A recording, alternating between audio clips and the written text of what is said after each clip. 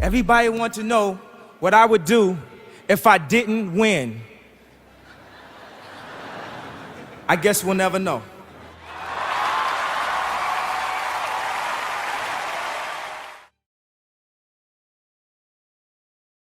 Kanye West इस generation का सबसे कंट्रोवर्शियल और इंटरेस्टिंग आर्टिस्ट है और इसके कई रीजंस हैं, जैसे कान्ये का ऐसे स्टेटमेंट्स देना। Everybody says, who does he think he is? I just told you who I thought I was. A god. I just told you.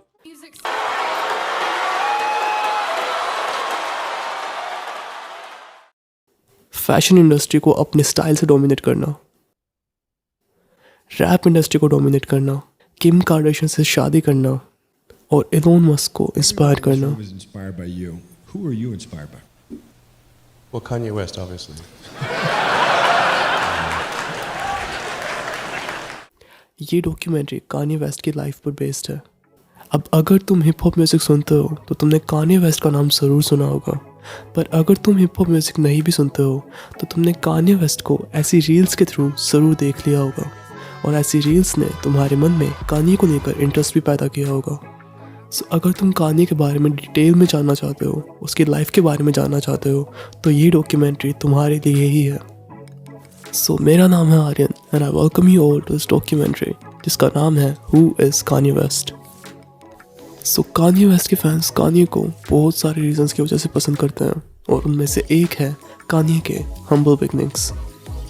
You see, अगर किसी इंसान ने हम सब की तरह स्ट्रगल किया होता है, अगर उसकी लाइफ हम जैसी होती है, तो हम उस इंसान से रिलेट करते हैं, हम उसे पसंद करते हैं, वो इंसान हमें इंस्पायर करता है और उसकी ज़िंदगी की स्टोरी हमें चीख चीख कर कहती है कि तुम भी कामयाब बन सकते हो।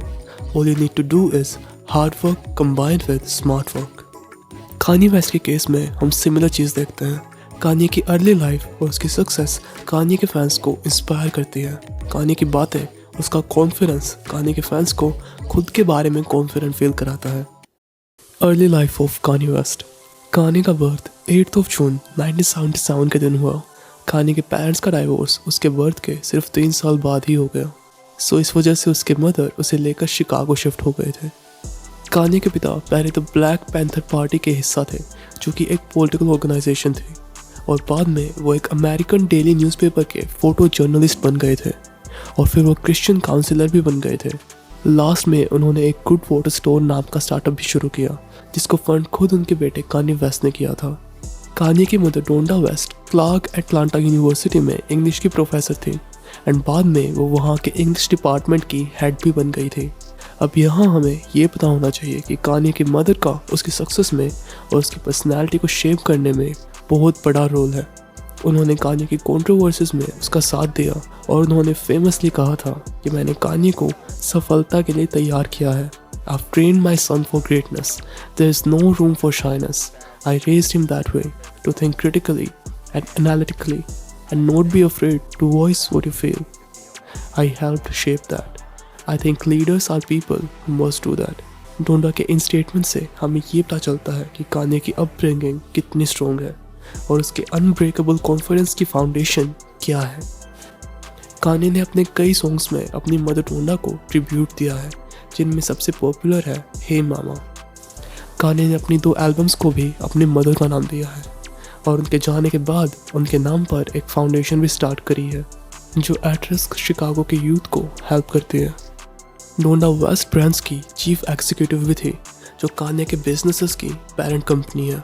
डोंडा ने कान्ये के साथ मिलकर और भी कई फाउंडेशन शुरू की थी जो मेनी स्टूडेंट्स को हेल्प करने का गोल रखते हैं। अब हम कान्ये के ऊपर फिर से फोकस करते हैं, क्योंकि कान्ये और उसकी मदर डोंडा के रिलेशनशिप के ऊपर एक सेपरेट वीडियो बन सकती है, क्योंकि ये टॉपिक अपने आप में बहुत बड़ा है। सो अब कान्ये पर दोबारा फोकस करते हैं। सो शिकागो में 10 साल रहने के बाद कान्ये और उसकी मदर नानजिंग चाइना में शिफ्ट हो गए थे, क्योंकि डोंडा की नानजिंग यूनिवर्सिटी में जॉब लग गई थी। अब अगर कान्ये के चाइना में बिताए टाइम की बात करें तो उसकी मदर बताती हैं कि कान्ये अपनी क्लास में अकेला फॉरेनर स्टूडेंट था, पर फिर भी उसे वहाँ चाइनीज़ स्टूडेंट्स के बीच सेटल होने में ज़्यादा टाइम नहीं लगा और उसने काफ़ी जल्दी चाइनीज़ लैंग्वेज भी सीख ली थी। हालांकि बाद में वो उसे भूल भी गया। एक बार जब कान्ये से इंटरव्यू में ये पूछा गया था कि वो एक अच्छा स्टूडेंट था या बुरा स्टूडेंट था, तो कान्ये ने ये बताया कि स्कूल में उसे ए और बी ग्रेड्स मिलते थे। कान्ये ने आर्ट्स के लिए प्यार एक छोटी एज से ही दिखाना शुरू कर दिया था। उन्होंने 5 साल की एज से ही पोइट्री लिखनी शुरू कर दी थी और 3rd ग्रेड में रैप करना शुरू कर दिया था। उसके बाद 7th ग्रेड में कान्ये ने म्यूजिकल कंपोजिशन बनाना और उन्हें बाकी आर्टिस्ट को बेचना शुरू कर दिया था। अब इस सब के चलते कान्ये की फ्रेंडशिप नो आईडी नाम के प्रोड्यूसर से होती है, जो लेटर ऑन उनका फ्रेंड और मेंटोर बन जाता है। हाई स्कूल पास करने के बाद कान्ये को शिकागो की अमेरिकन एकेडमी ऑफ आर्ट की स्कॉलरशिप मिल जाती है और वहाँ वो पेंटिंग क्लासेस अटेंड करते हैं। पर वहाँ से 3 साल बाद ही कान्ये शिकागो स्टेट यूनिवर्सिटी में ट्रांसफ़र हो जाते हैं और वहाँ इंग्लिश पढ़ते हैं। पर 20 साल की एज में कान्ये ड्रॉप आउट कर देते हैं, जिससे वो अपने म्यूज़िकल करियर पर फोकस कर सकें। अब कान्ये के इस स्टेप से उनकी मदर को बहुत परेशानी होती है, जो कि खुद वहाँ प्रोफेसर थी, पर बाद में वो इस डिसीजन को सपोर्ट करती हैं। अब कान्ये की लाइफ में उसका ये फेज बहुत इंपॉर्टेंट था, जिस पर आगे जाकर कान्ये ने उनकी hit album the college drop out बनाई थी। ओके, सो ये तो बात रही कान्ये की अर्ली लाइफ की। अब बात करते हैं इनके म्यूजिकल करियर की। सो 1990s में कान्ये ने शिकागो के लोकल आर्टिस्ट के लिए म्यूजिक प्रोडक्शन करना शुरू कर दिया था, बीट्स बनाना शुरू कर दिया था और उन्हें उनके पहले ऑफिशियल क्रेडिट्स 19 की एज में मिल गए थे, जब उन्होंने शिकागो के एक अंडरग्राउंड रैपर क्रैव की एल्बम डाउन टू अर्थ के 8 ट्रैक्स प्रोड्यूस किए थे। फिर कुछ टाइम तक कान्ये ने डायरेक्ट डी डॉट, एंजेलिक जैसे आर्टिस्ट के लिए घोस्ट प्रोडक्शन किया, पर इसी घोस्ट प्रोडक्शन की वजह से कान्ये अपनी सोलो एल्बम रिलीज नहीं कर पा रहे थे। सो इस प्रॉब्लम को सोल्व करने के लिए इन्होंने शिकागो के अपने फेलो आर्टिस्ट के साथ मिलकर एक हिप हॉप ग्रुप बनाया, जिसका नाम था गो गेटर्स। अब देखा जाए तो उनके इस ग्रुप के नाम से भी कान्ये की कॉन्फिडेंट पर्सनालिटी रिफ्लेक्ट होती है। नाउ एनीवेज 1999 में गो गेटर्स ने अपनी पहली और आखिरी एल्बम को इंडिपेंडेंटली रिलीज किया, जिसका नाम था वर्ल्ड रिकॉर्ड होल्डर्स।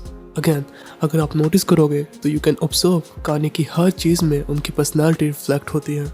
सो गो गेटर्स के एल्बम रिलीज के बाद, जो कि कान्ये के लेवल से रिलीज हुई थी, कान्ये ने बाकी आर्टिस्ट के लिए प्रोडक्शन का काम कंटिन्यू रखा। पर कान्ये को असली रिकॉग्निशन तब मिली जब उन्होंने जेजी के लेबल रोकाफेला के लिए प्रोड्यूस करना शुरू किया। जेजी की एल्बम द ब्लूप्रिंट, जो कि 2001 में रिलीज़ हुई थी और बहुत सक्सेसफुल हुई थी, इस एल्बम की सक्सेस में कान्ये का बहुत बड़ा रोल माना जाता है और बहुत से लोग ये भी मानते हैं कि कान्ये ने जेजी के करियर को बचाया था। अब आपको एक खास बात और बताता हूँ। द रोलिंग स्टोन, जो कि एक बहुत ही फेमस मैगजीन है, उसने द ब्लूप्रिंट को ग्रेटेस्ट रैप एल्बम्स की लिस्ट में रखा है, जो कि अपने आप में बहुत बड़ी बात है। इस सक्सेस के बाद भी कान्ये ने प्रोडक्शन कंटिन्यू रखा, पर जो वो करना चाहते थे वो था रैप। पर कान्ये को एज ए रैपर कोई लेबल साइन नहीं कर रहा था। वो उन्हें साइन करने के लिए या तो स्ट्रेट अप मना कर देते या उन्हें इग्नोर करते, और इसका रीज़न ये था कि कान्ये गैंगस्टर वाली इमेज पोर्ट्रे नहीं करते थे, जो हिप हॉप में उस वक्त बहुत प्रोमिनेंट थे। सो अब कान्ये का रैपर बनने का विजन बहुत क्लियर था। सो डायमंड डैश, जो उस वक्त रोकाफेला के लेबल हेड थे, उन्होंने कान्ये को as a recording artist sign कर लिया, क्योंकि वो ये नहीं चाहते थे कि कान्ये उनके लेबल को छोड़ दे। सो अब कान्ये वेस्ट का एज अ रैपर करियर शुरू होने ही वाला था कि 2002 में उनका कार एक्सीडेंट हो गया। पर कान्ये को ये एक्सीडेंट काम करने से नहीं रोक पाया और उन्होंने हॉस्पिटल में एडमिट होने के 2 हफ्ते बाद ही थ्रू द वायर नाम का सॉन्ग रिकॉर्ड किया, जो कि उनकी debut mix tape get well soon में शामिल किया गया था। गेट वेल सून दिसंबर 2002 में रिलीज़ हुई थी और उसी दौरान कान्ये ने अपनी पहली album the college drop out की अनाउंसमेंट भी कर दी थी, जो कि आगे जाकर एक बहुत बड़ी सक्सेस बनने वाली थी। द कॉलेज ड्रॉप आउट का ओवरऑल थीम ये था, make your own decisions, don't let society tell you this is what you have to do. Kanye ने एक्सीडेंट से रिकवर करते करते अपनी एल्बम को रिकॉर्ड किया, पर यह एल्बम अपनी रिलीज डेट से पहले ही लीक हो गई थी।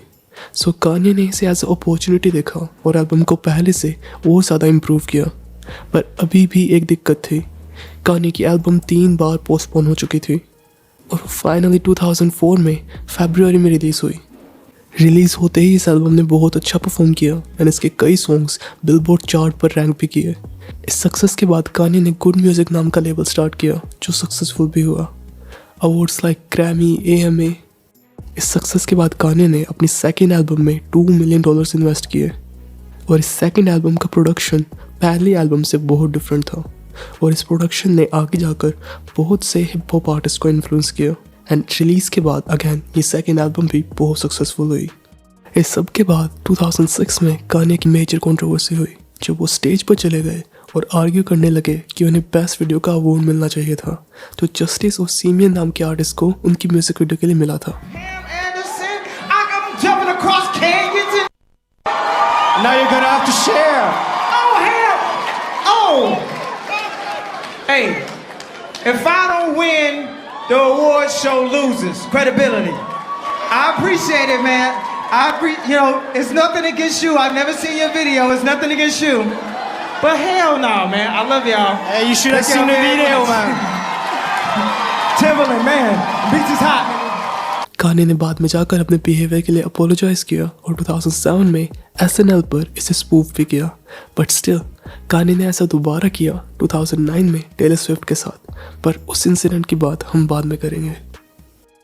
ग्रेजुएशन कान्ये की थर्ड एल्बम, और ये एक कंट्रोवर्सी का पार्ट तब बन गई थी जब कान्ये ने इसकी रिलीज डेट 50 सेंट की एल्बम कर्टिस के साथ रख दी थी। सितंबर 2007 में जब ये एल्बम रिलीज हुई तो इसने कर्टिस को लार्ज मार्जिन से आउटसोल्ड कर दिया और बिलबोर्ड पर नंबर 1 पे डेब्यू किया। एल्बम का लीड सिंगल स्ट्रॉन्गर था और ये कान्ये का बिलबोर्ड पर तीसरा नंबर 1 हिट बन गया। सब अच्छा चल रहा था, पर 2007 नवंबर में कान्ये ने अपनी मदर को खो दिया और उनके लॉस का कान्ये पर बहुत बड़ा इम्पैक्ट हुआ। कान्ये की फोर्थ एल्बम 808s एंड हार्टब्रेक्स भी बहुत सक्सेसफुल हुई और इससे अपने प्रोडक्शन के लिए बहुत तारीफें मिली। फिर टू था और बहुत सारे सेलिब्रिटीज इंक्लूडिंग यूएसए के तब के प्रेसिडेंट बराक ओबामा ने भी कान्ये को काफ़ी क्रिटिसाइज किया था।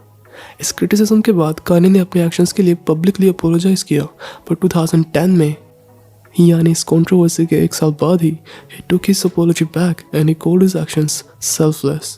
इस कंट्रोवर्सी के बाद कान्ये ने म्यूजिक से थोड़ा ब्रेक लिया और फैशन इंडस्ट्री में कुछ ट्राई करने के लिए he spent his time in Hawaii, पर इवेंचुअली कान्ये ने वहाँ अपनी नेक्स्ट एल्बम पर काम करना शुरू कर दिया। कान्ये की 5th album my beautiful dark twisted fantasy 2010 में रिलीज हुई and again it was a big success.